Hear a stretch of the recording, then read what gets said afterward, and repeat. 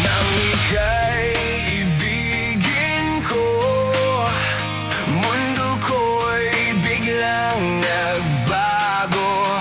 Akala ko ika'y langit, yun pala'y sakit ng ulo. Sabi mo noon sa akin, kailan may di magbabago.